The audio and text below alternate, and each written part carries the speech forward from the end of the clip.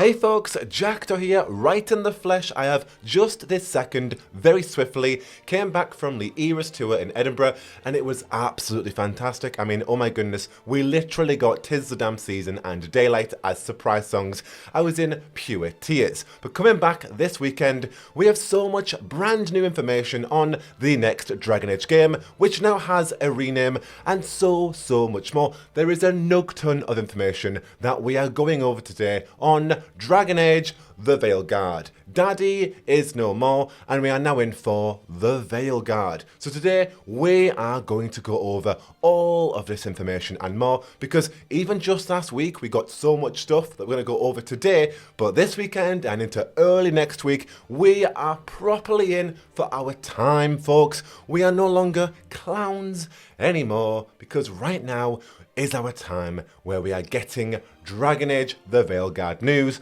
with its release date, its summer reveal and everything in between, with a gameplay reveal coming this following Tuesday. So first of all, let's just jump into this new title and go from there one by one. Now before I do give my own impressions on Dragon Age the Veilguard as a brand new title for Dragon Age 4, let's first give it some more context and go over the brand new BioWare blog that Gary McKay posted on Thursday. Now I'm just going to offer a gigantic summary on this BioWare blog first, because we have an IGN article that regurgitates but offers even more information from Gary McKay himself on the new approach with Dragon Age the Veilguard. Now the first thing that this blog introduces, or I should say invites each and every one of us to, is a brand new first look at the Veilguard and its gameplay on Tuesday, June 11th. The specific timing being 8 AM Pacific time on Dragon Age's YouTube channel, where we are going to see at least 15 minutes of gameplay from the opening moments of the Veilguard. Of course, more on that in a bit, but then we get to the renaming of Dreadwolf to Veilguard. And Gary McKay essentially says that after the launch of Dragon Age Inquisition, BioWare had a chance to explore, test, and validate a variety of gameplay concepts. The team experimented with numerous ideas, including, of course, a multiplayer concept, which fortunately has been scrapped. Gary basically attributes thanks to EA for allowing them to experiment and iterate on what they wanted to do with Dragon Age, ultimately allowing BioWare to refocus on creating a single-player experience featuring the choices, characters, and world building that we all expect from a Dragon Age epic. Gary then emphasizes that BioWare as a studio has built its tradition on creating worlds filled with adventure, conflict, and companionship, where our player is at the center. Each Dragon Age game has had its own standalone story set in the world of Thedas, introducing epic locales and new conflicts, with each game also introducing new heroes, from the Warden to Hawk to the Inquisitor, allowing each of us to forge our own unique path. And this, of course, is going to be a tradition that is going to cross over into the new game, prompting a engaging story with a remarkable cast of companions. Speaking of which, the new game is going to have 7 unique companions instead of 9, each with deep and compelling storylines. Players' decisions will significantly impact their relationships with each of these companions and their lives, as players will unite this team of unforgettable heroes to confront a terrifying new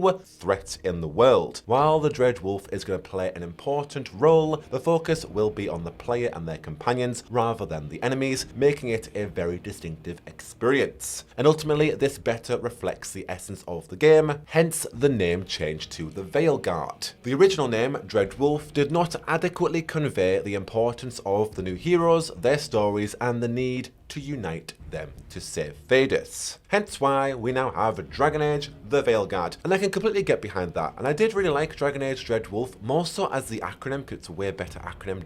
Daddy, we make the Solas jokes, we can have a bit of fun with it. Whereas Dat TV, I mean, I just came back from flipping seeing Taylor Swift. When I see Dat TV, I'm thinking Dragon Age Taylor's version. Like, throw some Red in there, let's get some Evermore, let's have some sad folk vibes in there, whatever we can do to shake it off, you know what I mean? However, However, one of my gripes with Dreadwolf, and you can look back at my older videos on this, was I felt like as a title it didn't really accomplish anything on what the overall tone and the story of Dreadwolf will be. Whereas you look at Dragon Age Origins and Dragon Age Inquisition, and of course the canned title Dragon Age Exodus for Dragon Age 2, and they all introduced the overall theme and something to really kind of infer for the hero. Like for example, Dragon Age Inquisition as a title was really good in my opinion, because your character was the Inquisitor leading this army of old, the former Seekers, now reformed to stop the Mage and Templar War, and then of course Corypheus got in the way of all of that. It made sense as a title, and it really inferred the plot of leading an army and kind of being at the front of that. Whereas Dragon Age Dreadwolf, it just sounds like the Dreadwolf was the main villain of the game and we were chasing after Solas, with no real implication of its story, of our hero, of the characters, of anything like that. And so with Daddy gone and not coming back with the milk ever again really, we now have the Veilguard, which I do really like as a title. I just don't like the Lee because it splits everything up. Dragon Age Origins, Dragon Age Exodus, Dragon Age Inquisition, and now Dragon Age the Veilguard. But I can appreciate that kind of when you put it together, the Dragon Age TV could look like an IV, so it's like Dragon Age 4 as an acronym, kind of. But I again just think Dragon Age Taylor's version or Dragon Age Television. But what I do like is it establishes our character as the leader, or at least a part of the Veilguard, which seemingly is a brand new faction in the Veilguard, that each of our characters are going to form together as we unite them and face an even greater threat than the Dreadwolf. And I get behind that more so when Solas isn't going to be the biggest threat of this world. Because I guess Dad would be a weird title if we do have a brand new massive threat that is equally going to be disturbing the Veil or a threat to this world, and we barely even see the Dreadwolf in this narrative. And so for that reason, I can totally get behind Veilguard. I do like its implications. I just would prefer it to be DAV, but hey ho. We're getting rid of Daddy, and we now have Dave. Okay, so following on from the Veilguard's initial Bioware blog there, where Gary McKay shared a few sentiments, he then went on to speak with IGN for a full-on exclusive preview, offering an entire glimpse into the world of the Veilguard, its cast of characters, this gameplay reveal, and even more. So for this one, instead of giving you my final thoughts on all of this article together in one massive vomit, we're going to break it down paragraph by paragraph and really get into those thoughts as we go through this article. So let's crack on with it. So IGN posted, the next Dragon Age is set to get its first big gameplay reveal on June 11th, and when it does, it will be with a new name. IGN can exclusively reveal that the latest entry in the Dragon Age franchise, previously known as Daddy, is being renamed Dragon Age the Veilguard. This news comes with a host of details that sheds new light on BioWare's anticipated RPG, which up until this point has been kept heavily under wraps. Among other things, BioWare confirmed that the Veilguard will feature 7 party members, and that it will feature fun and fluid moment-to-moment combat, while continuing to center strategy via the unique powers of each companion. But it's the name change that will do the most to raise eyebrows among the fandom. Ever since the conclusion of the Trespasser DLC, fans have expected a story focused on Solas, the former companion who was revealed to be the elven god Fen'Rel, also known as the Dreadwolf. Spoilers, IGN, flippin' heck. General Manager Gary McKay explains that, quote, while Solas is still very much a part of the story of Dragon Age TV, the team wanted a title that reflected a, quote, really deep and compelling group of companions. One thing that's important to remind fans is that every Dragon Age game is a new and different experience, and this game, more so than ever, is about you and your companions, a group that you must rally to fight by your side. We can't wait for players to meet, connect, and form their own personal relationships with the unique companions that make up the Veilguard. That's the spirit of this game, of this story. Choosing who will join you on your adventure, fight alongside you, and be there by your side in the end. Very quickly on the end of that there, like my good friend Marshall said in one of my live streams, that kind of offers Mass Effect 2 kind of vibes there, with the fact that it says we can choose, you know, the companions who will be there at the end of this game, offering kind of like a suicide mission kind of vibe, or we're doing loyalty and friendships and actually trying to work at these relationships more to ensure that they are ready and stable for this mission. And I mean, for me, Mass Effect 2 is my favourite Mass Effect game, so for Dragon Age to kind of take aspects of Mass Effect 2, that would be fantastic. McKay elaborated that each of the 7 unique characters that make up your companions will have deep and compelling storylines where the decisions you make will impact your relationships with them, as well as their lives. You'll unite this team of unforgettable heroes as you take on a terrifying new threat unleashed on the world. Naturally, the Dread Wolf still has an important part in this tale, but you and your companions, not your enemies, are the heart of this new experience. We're going to talk about who this new threat could be later on in the article when it literally spells it out for us, but it's reassuring to know that the narrative and hopefully the closure from Inquisition with Solas is still a huge point of this game. It just seems now more like it's going to happen towards the end once we've dealt with this new threat, and that actually is going to offer a different approach with Solas in this game, I feel. If we have a new threat, perhaps Solas might not actually be as antagonistic as we might think going into this game. As it stands right now, it seems like Solas is poised to destroy the Veil at any moment, based on Tevinter Nights and based on all of the cutscenes where he is literally holding the red Lyrium blade and he is ready to destroy the Veil. And so to some extent it looks like he is literally about to succeed, but now with the reveal of a big threat, perhaps to some extent he will succeed, but then we're gonna have other gods that have got in the way, kind of sidelining Solas. And if that were to happen to Solas and he was sidelined, does that mean our approach or our dynamic with him could change in this game? Perhaps actually, instead of him being antagonistic, he could help us at least deal with this big threat, or maybe it is all like a massive scheme like in Trespasser or like Inquisition's narrative where Solas was leading the way all along and it was all his machination. Is our new hero going to get thrusted into a Solas machination? Is he going to help us in some regard? Especially if this big threat is Solas's fault, that gives him even more reason for us wanting to help us out, even if that is by using us. Following on from that, Gary just assures us that the name change wasn't actually a matter of focus testing because Dread Wolf would have been an easier title. In the end, it was more important for us to have a title that was authentic to the companions that are at the heart of this adventure we have created. We've worked throughout development to create really incredible backstories for each companion that intersect with the main narrative in meaningful ways. I like that because it means that each of the companions that are joining our journey aren't just going to be there for the sake of it. We're not just having 9 companions because we need, 3 of each class.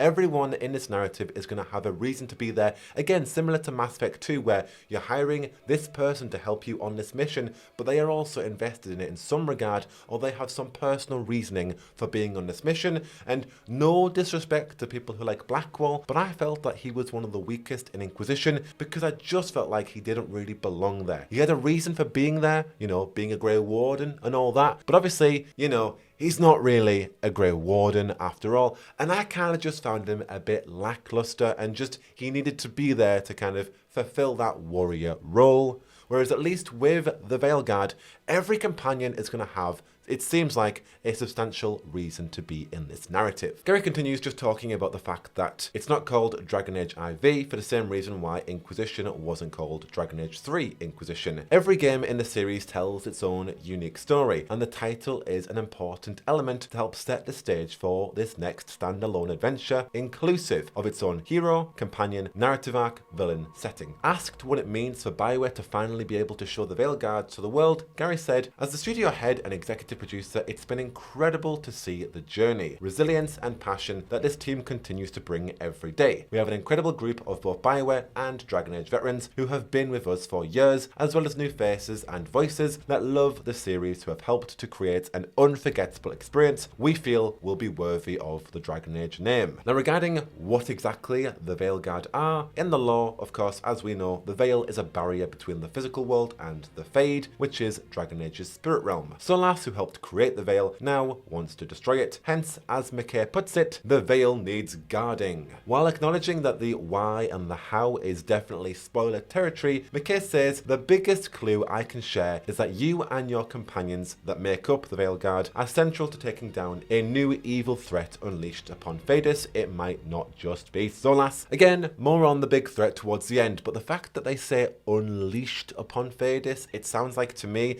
it's going to be Solas's fault if he is literally going in there to destroy the Veil and something else has been unleashed or awakened. McKay isn't ready to reveal any party members just yet, but he does provide some hints on what to expect. We spent a lot of time making our companions feel authentic based on their own unique experiences within this larger fantasy world, which in turn makes the relationships you form with them feel even more meaningful. We've tapped into Dragon Age's deep lore and explored its most iconic factions to bring each of the 7 companions and their stories to life. I won't spoil next week's reveal, but I can say we've created a story where you can impact the world and the companions that surround you. Player agency is important to the Dragon Age, the Veilguard experience, and allows each player to form unique personal connections with their companions of choice, and yes, you can romance the companions you want. McKay says the decision to par the number of companions from 9 to 7 is mostly down to it being the, quote, right number for the story we're telling. Each one is intended to represent a unique faction or element from Thedas and will feature their own arc with, quote, stories of love and loss, each with meaningful choices and emotional moments. As you accompany your companions to unravel their backstory and earn their loyalty and friendship, you'll visit more regions of Thedas across a deeper variety of biomes than any Dragon Age before it. Okay,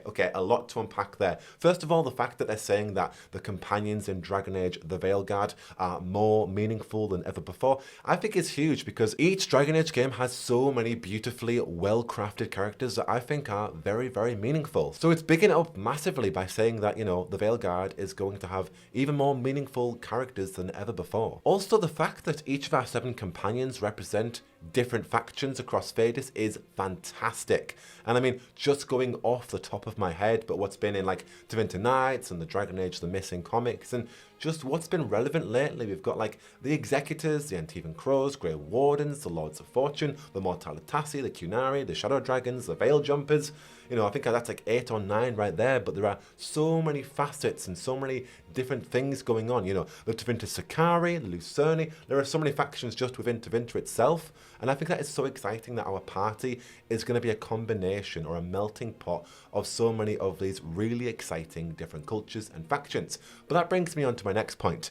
Can our hero belong to one of these factions too? Now, I don't need to be one of the 7. I think just one of the 4 would be good, which I think would be ones that we've just seen in the trailers or in Dragon Age The Missing, which would be the Antivan Crows, the Grey Wardens, the Veil Jumpers, and the Shadow Dragons. You know, BioWare are already saying that we can have a huge impact on the relationships and the dynamics of these characters, but you know, can we actually get to know them before? Can we have origin stories with them? How is that going to work? And can we please belong to one of these factions, giving our Rook character at least something a bit more of a background if we are going in with a more flexible approach this time. The fact that we can choose who we want to romance in each of these 7 companions is fantastic. Going for that Dragon Age 2 or that Baldur's Gate 3 approach is brilliant. It means that, you know, you can actually just not decide who you want to romance when we actually get gameplay and see next week. One of the faults I think of Dragon Age Inquisition's marketing was the fact that they decided to reveal a lot of the characters' information beforehand, and I, guilty as charged, did make my playthrough based on wanting to romance Cassandra Pendergast, knowing that I could romance her as a Trevelyan male. Whereas at least now we're going into this game and we can just form those personal connections by just getting to know the characters and not just physically going, yes, I would like to romance you. Like, yes, Harley Quinn, absolutely down for that. While I completely understand that way of thinking, you know, I really want to get to know them on a deeply personal level before I just decide to go, yep, let's go ahead and start pressing that flirt button. And lastly, on this massive bit of text, we have the fact that, you know, we're going to more biomes in any Dragon Age game than ever before. And I really like the fact that it's worded like that. It's not like you're going to so many open world hubs. No, biomes kind of offering the idea that it could just be like levels, or it could be smaller worlds or smaller set pieces, or just even small towns, or like Dragon Age Origins or Dragon Age 2. You just get to choose different parts of the map that we get to go to. And now we're going to Northern Thedas and just looking at the concept art pieces that we've already got. We've got teasers with Ravane, the Alephan Forest, Tevinter, Antiva, Navarra, the Anderfels. Like, what else? Parvolensa, Haran, Starkhaven, maybe back to the Free Marches. Could we even go back down south? I doubt it, but anything could be up for the table if we're going to even more locations than ever before. They are really setting a standard, and I just hope they're not going to be filled with open worlds and fetch quests,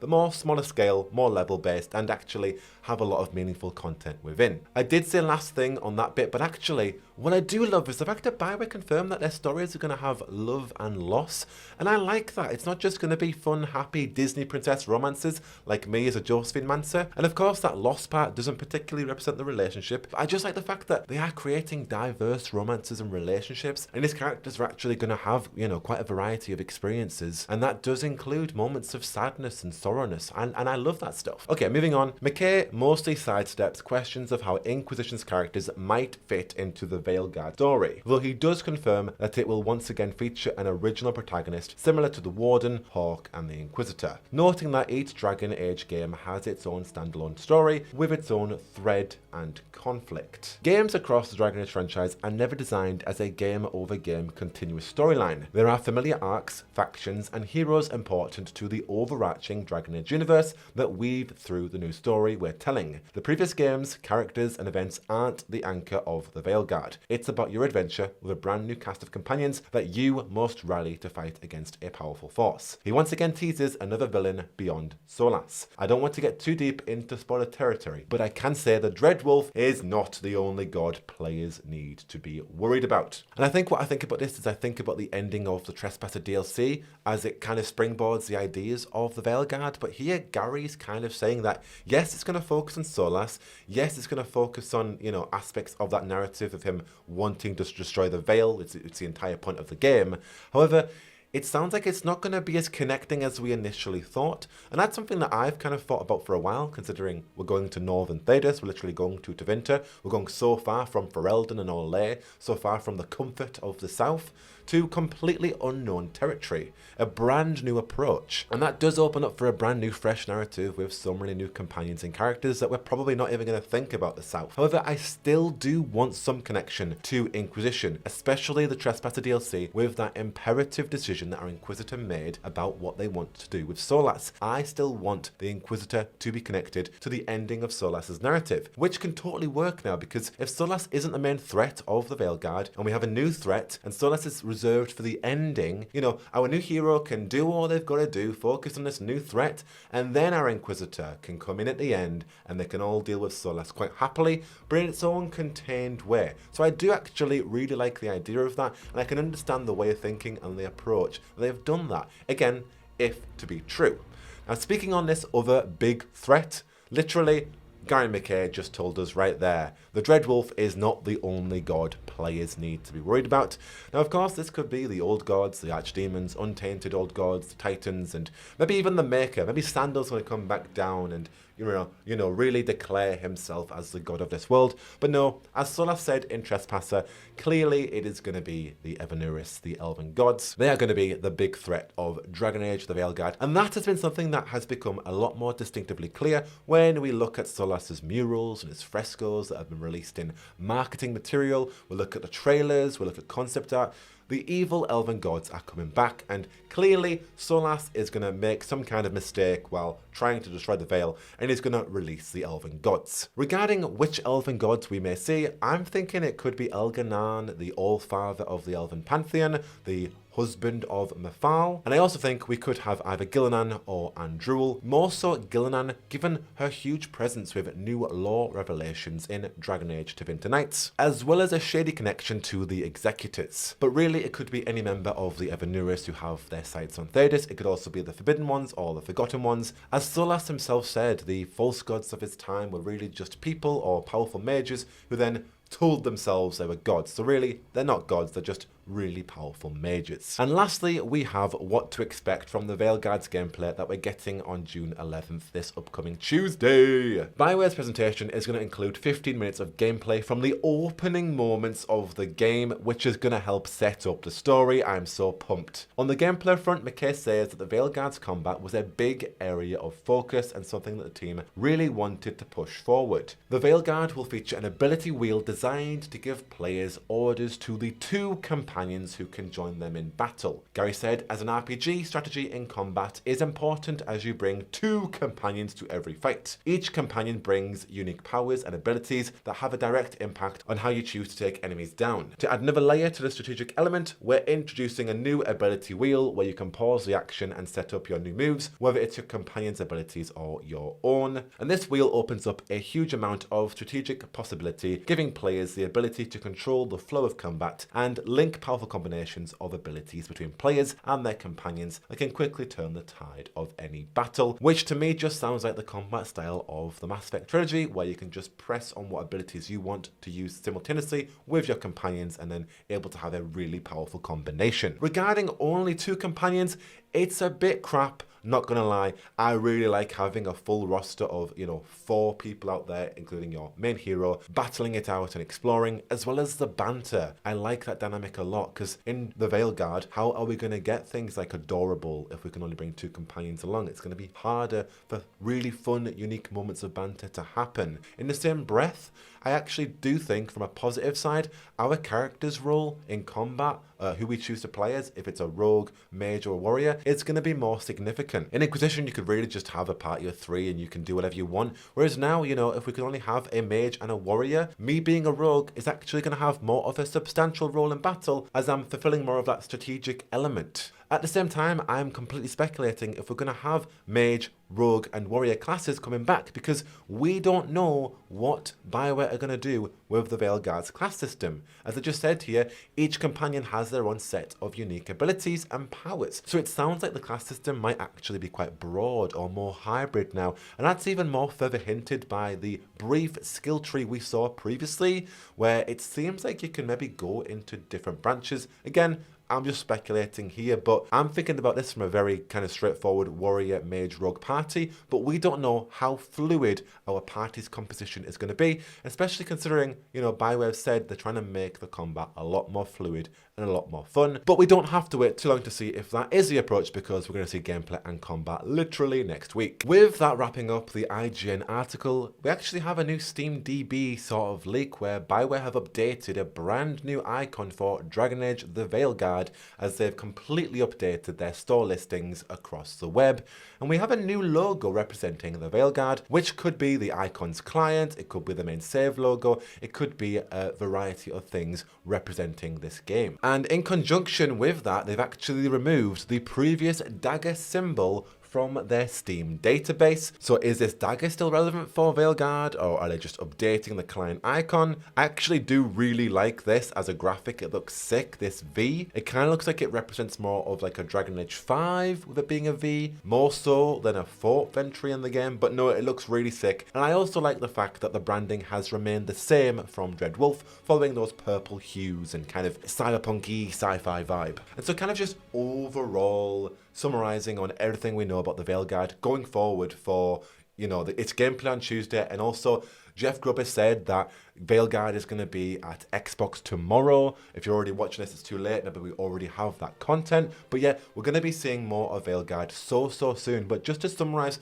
on what we know right now, we have 7 unique characters with deep and compelling backgrounds. The new title is to focus on our hero and their companions rather than focusing on the antagonist, and Solas is still going to have a huge role in this game. However, there is a new major threat lurking, hence why the title has also been changed. We're going to take on the original role of a brand new hero, and we already kind of know the title of that hero. It is Rook. Our new hero and our companions make up the Veilguard, which is seemingly a brand new group or faction in the world of Dragon Age the Veilguard. And their new role is very literally to guard the Veil from a brand new major threat. Player agency is very important in Dragon Age the Veilguard, creating a story where our choices define this world and the characters surrounding it. Each of our companions are intending to represent one of the 7 major factions in the world of Thedas presently. We're going to have stories of love and loss with a huge focus on making sure that each of these characters are memorable, just like previous Dragon Age characters. We're going to visit even more locations and biomes than ever before seen in a Dragon Age title. Similar to the big threat already mentioned, but the Dreadwolf is not the only god that we should be worrying about. Combat has a big focus to be fun and fluid, with now an ability nifty wheel where we can actually choose our companion's abilities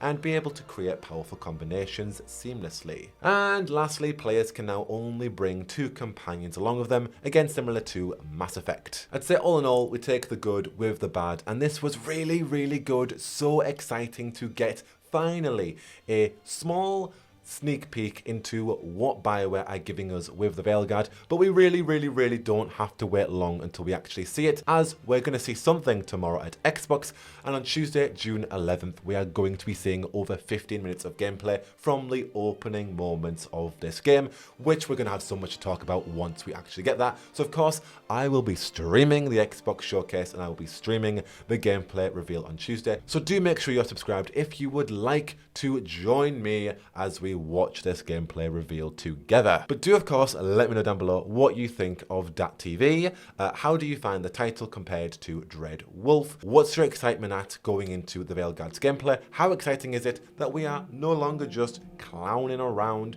We actually are literally going to see this game like this weekend, or I mean going into literally like early next week. Like come on, like we're here folks. We have been on this journey for so long, and now is like it's like almost finally over. This game is less than 6 months away, speculatively, according to Jeff Grubb.